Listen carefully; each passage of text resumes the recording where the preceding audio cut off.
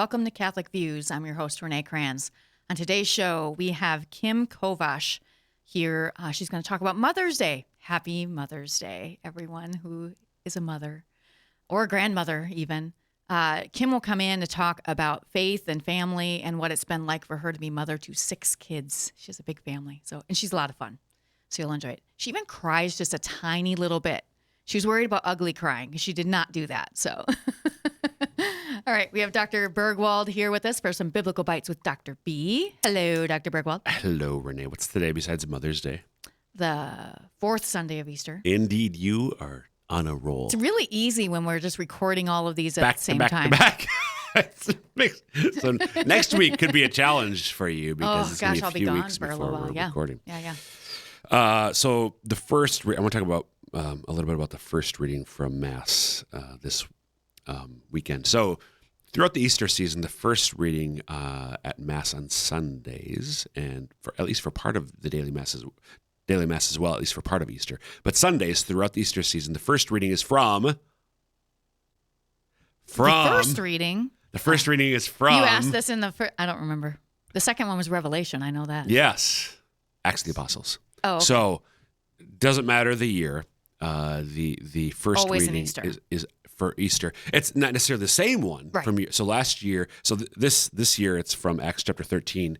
Last year it wasn't. I think it's Acts chapter 4. I think. Oh, okay. But it's always from Acts of the Apostles. So we're getting the continuation from what happens Makes after sense. the resurrection and ascension. So this is how the first reading begins. Paul and Barnabas continued on from Perga and reached Antioch in Pisidia. On the Sabbath, they entered the synagogue and took their seats. Many Jews and worshippers who were converts to Judaism followed Paul and Barnabas, who spoke to them and urged them to remain faithful to the grace of God. So again, I want to go back to that first verse that we hear, though. Paul and Barnabas continued on from Perga and reached Antioch in Pisidia. You know Perga and Antioch in Pisidia, sure. right? I know the holy hand grenade of Antioch, so I know that. What? What? Come on. No. It's from Wrong a movie. It's a movie that you should know. Wrong Antioch. Oh, really? Yes. There's 2 Antiochs? There are at least 2 Antiochs. So interestingly, we're reading here about Paul has 3 missionary journeys that we read about in Acts of the Apostles.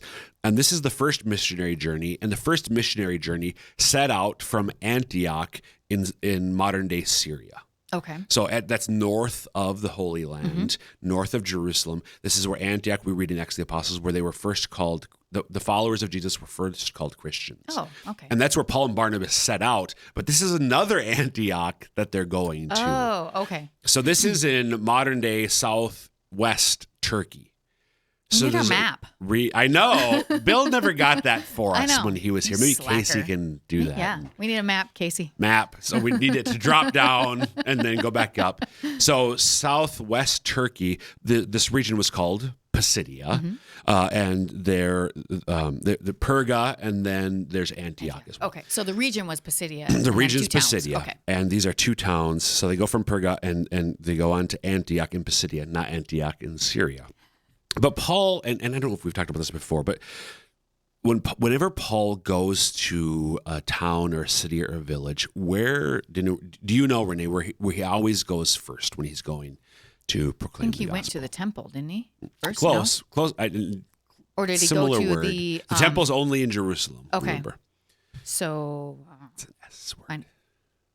The synagogue? Yes. Okay. So he always. I love when you give me. It's the S word. It's the S word. He always goes to the synagogue. Why? Because that's where all the people are. All the people are in the synagogue? But all the people he wants to talk to are. So he starts with his Jewish brothers and sisters, Right. and he proclaims to them, the Messiah has come. It's Jesus. They're the ones who should understand what he's talking about. And so often they don't. And so we don't have time to go into, but the rest of the reading, they get upset because he then goes to the Gentiles. Sure. And that's always what happens. He starts with the synagogue, the chosen people, but then even if they do accept it, he also then goes to the Gentiles and announces to them, the Jewish Messiah has come, who is also your Savior as well. And that's what Paul does in Perga and then Antioch as well. And then they get ticked off, and then we have a new story for next time. Yes. All right. Thanks, Dr. B. You bet.